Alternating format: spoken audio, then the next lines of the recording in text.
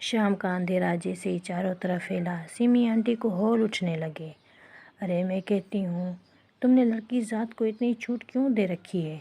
کل کو اونچ نیچ ہو گئی تو کیا منہ دکھاؤ گی اپنے شوہر کو؟ ارے آپا، آپ تو یوں ہی پیچھے لگی رہتی ہیں میری لائبہ کے، سارا دن بچی تو پڑھائی میں لگی رہتی ہے اور آپ ہیں کہ کبھی کچھ بولتی ہیں کبھی کچھ۔ سیمی آنٹی منہ ہی دیکھتی رہ گئی۔ جہاں آرا بیگم کا دیکھو تو صحیح، جوان بیٹی صبح گئی ابھی تک نہیں لوٹی اور آپ ہیں کہ چین سے بیٹھی ہیں۔ سیمی آنٹی اور جہاں آرا بیگم کا گھر ساتھ ساتھ تھا، صرف ایک دیوار کا فاصلہ تھا، آپس میں خوب میل ملاپ تھا۔ سیمی آنٹی کے 4 بچے تھے جو خیر سے اپنے اپنے گھروں کے تھے، 2 بیٹے اور 2 بیٹیاں، کم عمر میں ہی چاروں کے گھر بسا چکی تھی۔ جب ہی سکون سے تو بیٹھی تھی۔ بڑا بیٹا حیدرآباد میں تھا بیوی بچوں کے ساتھ اور چھوٹا بیٹا اس کے ساتھ ہی رہتا تھا۔ بہو بھی ملنسار اور سیدھی سادی تھی، اسی لیے انہیں گھر کا کام کاج کی کوئی فکر نہیں تھی۔ گھر چلانا بہو کے ذمہ تھا۔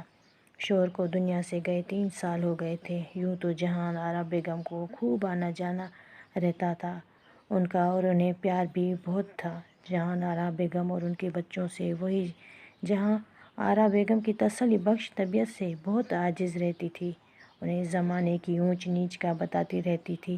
جہاں آرا بیگم جہاں کچھ باتیں مان لیتی تھی، کبھی سنا بھی دیتی تھی۔ انہیں اپنی بیٹی پر بہت بھروسہ تھا، ایک ہی تو بیٹی تھی، وہ بھی بڑی آرزو اور منت مرادوں سے آئی۔ ان کی گود میں 2 بیٹوں کے بعد اللہ نے ان کی اور ان کے شوہر کی سن لی اور ان کے گھر میں رحمت نازل ہوئی۔ خوب لاڈ لائبہ کو سر پہ نہیں آسمان پر چڑھا دیا تھا۔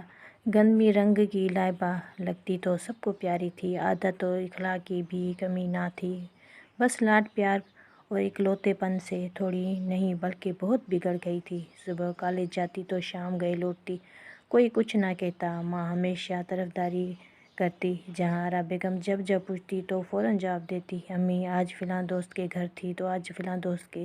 ماں بھی فوراً مان لیتی، کبھی منع نہیں کرتی۔ کبھی کمرے میں گھنٹوں بند رہتی تو کبھی گھنٹوں باتھ روم میں موجود ہوتی، ایسا لگتا سو گئی وہیں۔ جہاں آرا بیگم کو کوئی فکر نہ ہوتی، دیکھ تو لیں وہ کیا کر رہی ہے، اتنی دیر سے فون کان سے لگائے ہر بار یہی کہتی، بچی ہے، ہر بار پر روکنا ٹوکنا صحیح نہیں لگتا۔ امی میں آج لیٹ آؤں گی، میرا انتظار مت کرنا۔ یہ سنتے ہی سیمی آنٹی کی آنکھیں پھیل گئی۔ ارے بیٹی، تم تو روز ہی لیٹ آتی ہو، آج کیا آدھی رات کو آؤ گی؟ یہ سنتے ہی لائبہ شروع ہو گئی۔ ارے آنٹی، آپ کو کیا پتا کہ پڑھائی کرنا کتنا مشکل کام ہے، کیا کیا کرنا پڑتا ہے؟ سیمی آنٹی حیران پریشان کہ ایسا بھی کیا کرنا پڑتا ہے پڑھائی میں کہ لڑکی صبح کو جائے شام کو گھر آئے؟ ارے سیکنڈ ایئر کی پڑھائی نہ ہوئی، MBA ہو گیا۔ وہ پوچھتی رہ گئی کہ آج کیوں اتنی دیر سے آؤ گی؟ مگر اس نے سنا اور بات سننے کے زحمت بھی ماں کی اطلاع دینی تھی تو سو دے دی۔ سیمی آنٹی کو یوں بتاتی سنتی وہ جہاں آرا بیگم، لڑکی کا اس طرح آنا جانا ٹھیک نہیں ہے، زمانہ بہت خراب ہے، لڑکیوں کو عزت تو ویسی دنیا کی ہر چیز سے قیمتی ہے۔ ارے آپا کیوں فکر کرتی ہیں، دوست کے ساتھ مل کر پڑھائی کرنا ہوگا، آ جائے گی شام تک، وہ بتا کر تو گئی ہے۔ ہاں یہ تو میں بھی دیکھ رہی ہوں، وہ بتا کے گئی ہے یا پوچھ کر گئی ہے۔ میری ساس کہتی تھی لڑکیوں کو کھلاؤ سونے کا نوالا، دیکھو شیر کی نظر سے، پر تم تو آنکھیں بند کیے ہوئے گھنٹوں کمرے میں بند رہتی ہے، اللہ جانے کیا کرتی ہے، تم ذرا کمرے میں جھانک ہی لیا کرو، ایک ہی بیٹی ہے تمہاری، تھوڑی عقل استعمال کرو۔ یہ سننا تھا کہ جہاں آرا بیگم غصے میں اٹھی، آپا تم پھر شروع ہو گئی، میری بیٹی دوسروں کی بیٹیوں کی طرح ہرگز نہیں ہے، آپ میری بیٹی کے بارے میں کچھ مت کہا کریں بس۔ اور پیر پٹکتے کچن میں جا گھسی۔ سیمی آنٹی اس کا منہ دیکھتی رہی۔ صبح وہ حسب معمول پودوں کو پانی دے رہی تھی کہ زور زور سے رونے کی آوازیں آنے لگیں۔ ذرا غور کیا تو آوازیں جہاں آرا بیگم کے گھر سے آتی معلوم ہوئی۔ فوراً دوڑ کے گئی۔ ذہن میں آیا کہ یا اللہ، اس کی بے فکری کوئی عذاب تو نہیں لے آئی۔ گیٹ پر دستک دی تو اندر سے فوراً گیٹ کھل گیا۔ دیکھا تو لائبہ سے بڑا بھائی آنکھوں میں خون لیے کھڑا ہے۔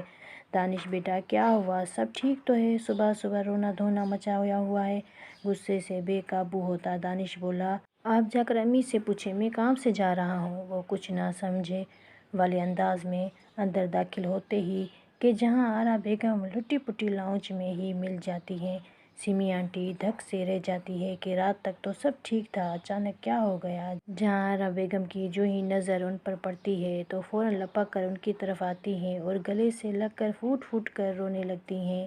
آپا، میں لٹ گئی ہوں، میں کسی کو منہ دکھانے کے قابل نہ رہی۔ سمی آنٹی نے انہیں صوفے پر بٹھایا اور پانی پلایا، پھر تھوڑی سنبھل کر پوچھا، کیا بات ہوئی ہے، بتاؤ مجھے۔ جہاں آرا بیگم جھلملاتی آنکھوں سے ان کی طرف دیکھتے ہوئے بولی کہ آپا، رات کو دانش نے لائبہ کو ریسٹورنٹ میں کسی لڑکے کے ساتھ دیکھا تھا۔ وہ لڑکا حلیے سے لفنگا لگ رہا تھا۔ دانش دوستوں کے ساتھ تھا، اس لیے اس نے کچھ نہیں کہا۔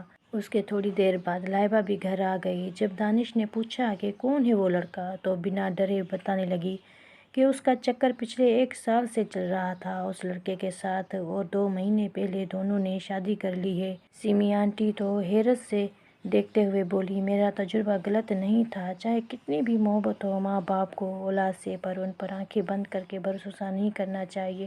چھوٹی چھوٹی غلطیوں کو نظر انداز کرنے سے ہی بڑی بڑی طوفان آتے ہیں۔ جہاں آرا بیگم سر جھکائے آنکھوں میں ڈھیر سارے آنسو اور شرمندگی لے بولی، آپا، آپ ٹھیک کہتی تھی، مجھے ہی بیٹی پر نظر رکھنی تھی۔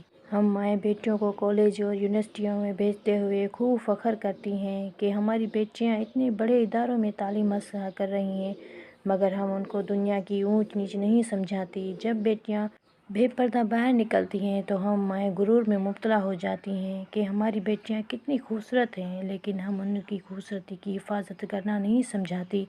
سمی آنٹی کے پاس الفاظ نہیں تھے اب کچھ بولنے کے لیے۔ اس کے لیے جہاں آرا بیگم کو سسکتا ہوا چھوڑ کر آہستہ قدموں سے لوٹ کر آئی اپنے گھر، اور وہیں بیٹھی جہاں آرا بیگم یہ سوچ رہی تھی کہ کاش میں ماں ہونے کا فرض ادا کر پاتی۔ ان کے کان میں ابھی تک اپنے شوہر کے الفاظ گونج رہے تھے، یہ تربیت کی تم نے جہاں آرا بیگم، تم سے ایک بیٹی نہیں سنبھالی گئی۔ میں نے بہت بڑی غلطی کی کہ تم پر بیٹی کی تربیت کی ذمہ داری سونپ کر۔ بیٹیوں کو پہلے غلطی پر ہی سرزنش کرنی چاہیے تاکہ وہ آگے نہ بڑھے اور نہ پستی میں گرے اور نہ ماں کی تربیت پر کوئی انگلی اٹھا سکے۔ ماں کو بھی اندھا اعتماد نہیں کرنا چاہیے جو ساری زندگی کے لیے پچھتاوا بن جائے۔ آج وہ ماں کے ساتھ ساتھ شوہر کا اعتبار بھی ہار گئی تھی۔